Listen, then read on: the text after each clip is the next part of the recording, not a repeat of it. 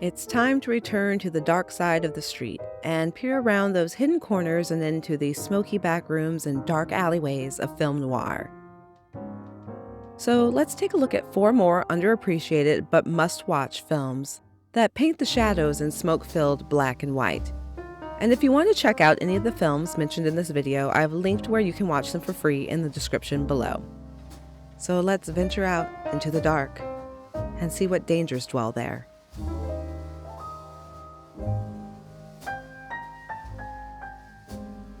The Crooked Way opens with that familiar noir protagonist, the World War II vet. This one is Eddie Rice. He's got a silver star, a lug of shrapnel embedded in his skull, and he has no memory. And when he returns to Los Angeles to find out who he is, he immediately crosses paths with the hoods, thugs, and criminals who thought he was long dead. A lot of us thought you were dead. Yes, and those that didn't hoped you were. You see, his name isn't Eddie Rice, it's Eddie Riccardi, and Eddie Riccardi was no hero. He's a dangerous gangster gone missing, but his return and his story of a forgotten past breeds mistrust among the police. You think you come back here with a dumb look and a silver star? That changes a no-good heel? And all those who knew him. And Eddie's got a wife, Nina, played by Ellen Drew, but only because wives can't testify against their husbands. He's also got an ex-friend turned enemy, ruthless crime boss Vince Alexander, played by Sonny Tufts, who was betrayed and is now out for revenge. And while the amnesia plot is similar to 1946's Somewhere in the Night, The Crooked Way lacks the gloss of that 20th Century Fox production. It's strictly a low-budget B picture, and that works in its favor. Eddie Riccardi is played by John Payne, who had gone from an early 40s star of Fox romantic comedies and musicals to a post-war hard-boiled noir stalwart. Payne looks very much the average Joe, but he's a nice guy with a hard edge. Standing 6'4", he can turn quickly from affable and romantic to menacing and explosive. Directed by Robert Florey, a mainstay of 50s B films, The Crooked Way leans into the violence and brutality of the illicit LA underworld, a place of setups and double crosses.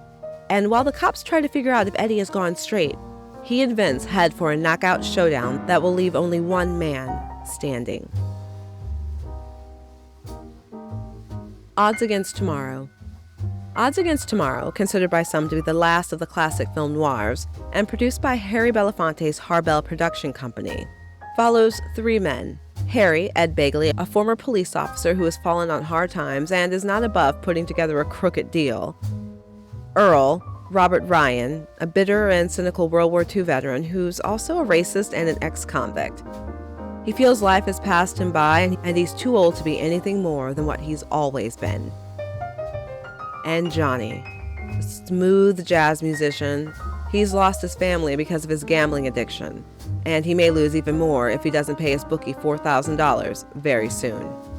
Harry recruits the other 2 for what he considers the perfect crime, a bank robbery that seems too good and too easy to be true. Every Thursday night, there's close to $200,000 in untraceable cash sitting in there. And in these types of stories, well, we know how this is going to go. But combined with the simmering hatred between Earl and Johnny, things spiral quickly out of control.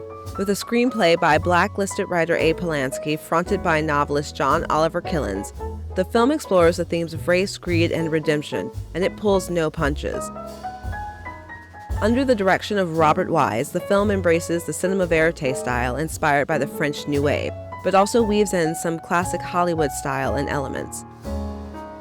Co-starring Shelley Winters and Gloria Grahame in a small but hypnotic role, this is a film that is filled with rage, the heat of which is palpable and smolders in a slow burn until it combusts. It's loud, it's bold, and it's brutal, with a message that slaps you in the face and then rolls the credits. The Suspect. While 1944's The Suspect is light on film noir style, the story is strictly the stuff of dark, demented dreams. Set in London in 1902, the film stars Charles Laughton. He plays the extremely kind and mild-mannered shopkeeper Philip Marshall. Marshall is a respectable man, and he's admired by his friends and neighbors. But at home, behind closed doors, he is berated, belittled, and terrorized by his monster of a wife, Cora, played by Rosalind Ivan. I wonder whatever possessed me to tie myself up to a poor stick like you, a crooked, fat, ugly tree. After Cora finally chases off the couple's son with her outrageous behavior, She got into one of her rages, and before I could stop her, 20 pages, a whole week's work. Philip moves out of the couple's bedroom and begins to live a life apart from her in every way. And he meets Mary, played by Ella Raines, and the two, both lonely and feeling unloved, develop a deep bond that, much to everyone's amazement, turns to mutual love. There's only one problem: Cora. But conveniently, Cora has an accident. A deadly accident. Or was it murder? The police are intent to find out. As the marshals settle into an ideal and loving marriage, the specter of Cora's death haunts Philip in the form of a police constable who just won't let him be. It also doesn't help that his neighbor takes up blackmailing as a profession. Based on the novel by James Ronald and directed by Robert Siodmak, The Suspect may not satisfy the noir fans who need heavy smoke and shadows and gut-punch noir dialogue, but the story of what happens to the hate that festers in a fundamentally good man's heart makes for a thoroughly engaging tale. Crime of Passion. 1957's Crime of Passion, directed by Gert Oswald, is a showcase for Barbara Stanwyck to do what Barbara Stanwyck does best, which is to craft and bring to life a complex and dynamic character whose emotions blaze across the screen. In this one, she plays Kathy Ferguson, a successful and independent San Francisco newspaper columnist. While working a story, she meets Los Angeles police detective Bill Doyle, played by boyfriend of the channel Sterling Hayden, and within a few weeks marries him and relocates to LA for a new life as a homemaker and housewife. But did you hear what I said about Kathy being successful and independent? Yeah. In Los Angeles, Kathy soon grows weary of the intellectual stagnation of a life that revolves around housework and gossip. Last night our TV went plooey. Do you know we're getting a new 36-inch? No. It's just not for her. But unfortunately, she soon transfers her frustrated ambitions onto her husband.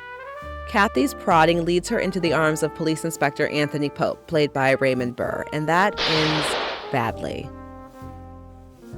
Crime of Passion is a rather subversive film that reveals 50s conformity as a dark, soul-crushing experience for a woman with ambition, and reworks the ideas and motivations of the traditional femme fatale. As one critic noted, Hayden installs Stanwyck into a hellish suburbia where the women only talk about their TV sets, and Stanwyck rages. Is this what you have to look forward to, this mediocrity? There are 8 million stories in the cinema cities. This has been one.